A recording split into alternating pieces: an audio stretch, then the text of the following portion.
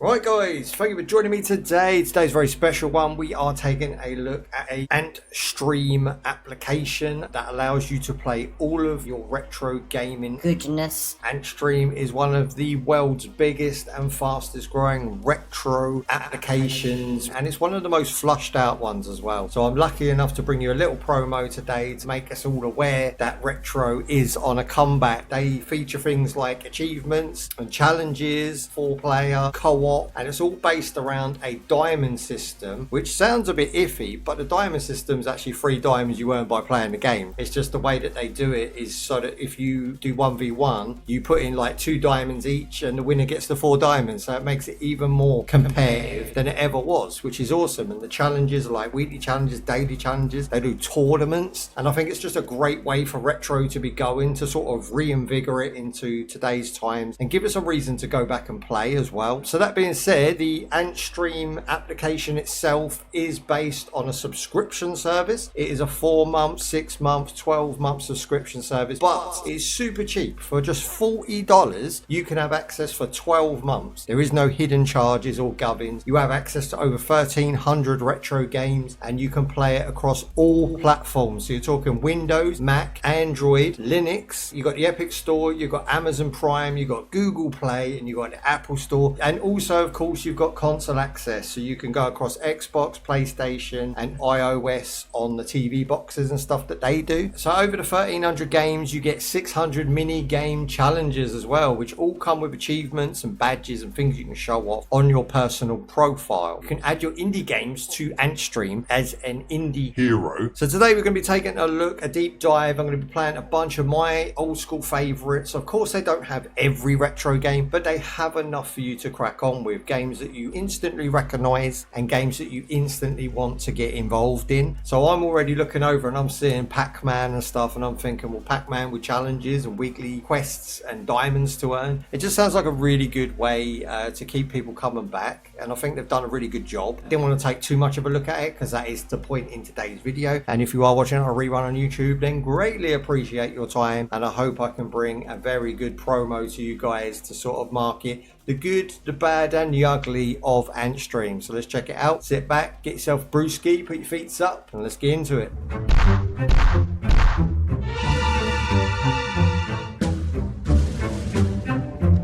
So the keen eye of you will notice that I am already a member, of course, and I wanted to have access to all of the features before bringing a promo. So we're going to jump into my profile. My profile, you can add me up if you want. Shanuz, plain and simple. Recently played. I played Splatterhouse, Super Spy, Rolling Thunder, Rampage, Metal Slug, and of course Pac-Man. You've got challenges that you unlock as you go. We haven't done any of those yet. We've got social, you can add friends and people that you've played with in the latest games, which is really good. So you can like join other people online, find new friends, and of course you've got your favorites where you just ping your favorites. Now this is super simple to do. You just go into the game that you like, hit the star button, and it goes into your favorites, which then become a separate list. And if you are curious, I am navigating with the Xbox controller on a USB. You can use a plethora of controllers, whatever floats your boat. I would opt for, if you're playing it on PC or laptop, an arcade stick, because you're going to get that retro feel. Now options are a little bit lackluster on the PC. I would say it needs a full screen mode and maybe even a dual monitor option, maybe some filters and stuff. I know they're not trying to emulate what you can do for free, and this is something I want to touch upon as well really quick. You can go out there, find emulators and find yourself a bunch of ROMs, but that comes with the caveat of 1, it's not strictly legally, and 2, you might drag down something else with those downloads that you might not really want, that could be malicious and a bit of a problem. So I know there's a lot of Linux solutions, a lot of PC solutions for playing these retro games, but for just $40, which is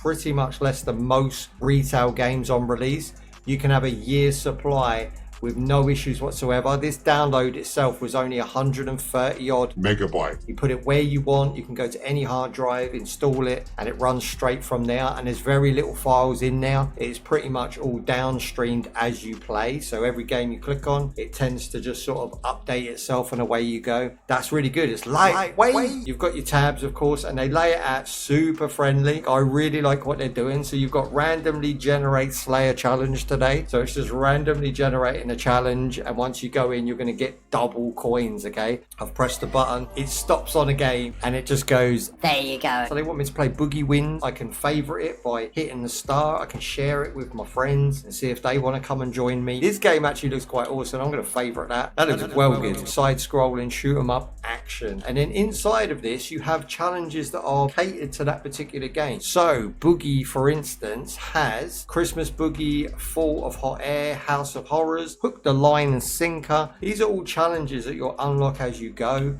It saves your scores against other players. So every game has a league, it has a global and people that you're following. So if you have friends, then it will compare you to your friends. You also have similar games. So it recommends other games that are super similar to what you're already playing. And I just noticed they have Chaos Engine. Oh, Chaos Engine's a proud game. I'm going to like that one as well. I'm finding more games than I found on the menu when I scroll. I played for an hour, I scrolled the menu and I'm finding more games. Bubble Bubble, that's new too. One of my all-time favourite games. I am a boomer gamer. This is right up my street. So you've got controller mapping for every single game, bros. You can make it how you want to play. You can use the buttons that you want to use and any goddamn controller you feel like. So you have full versatility. And again, yes, it comes with subscription, but doesn't every game that comes out nowadays?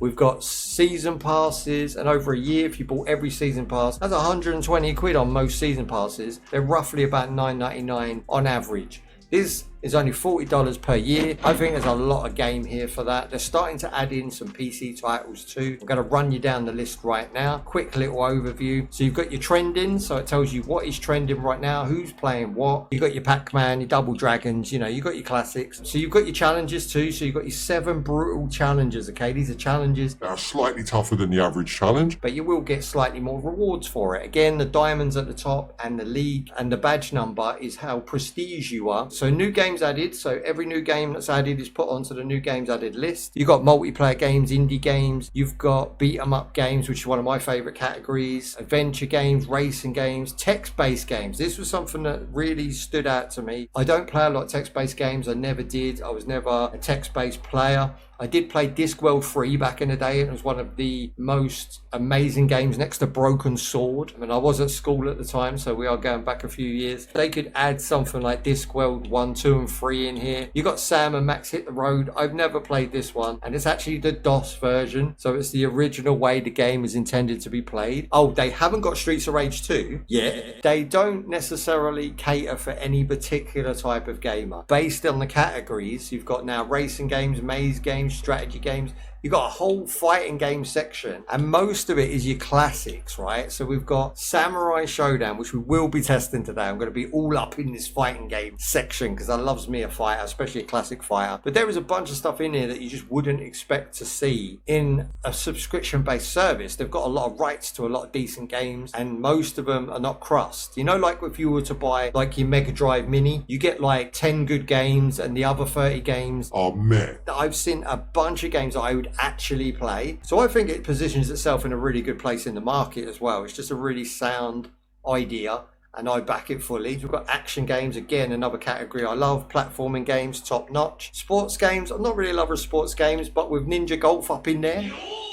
If you're a ninja, who plays golf? Got a couple of classics on here. I like Speedball 1 and 2. They were good. I've just noticed there's Side Pocket. And then shooting games finally, which is your shmups, your side-scrolling shooters, your R-types, your goodness. So I'm just going to go through and play what I want to play and have a bunch of fun playing some retro and reliving some of the memories that, you know, I played growing up. Golf. Yes, golf. We love a bit of golf. Golf's alright, especially actual golf. 1 and 2 are my favourite for nostalgia, but I think they really got their shiz together with like 3 and 4.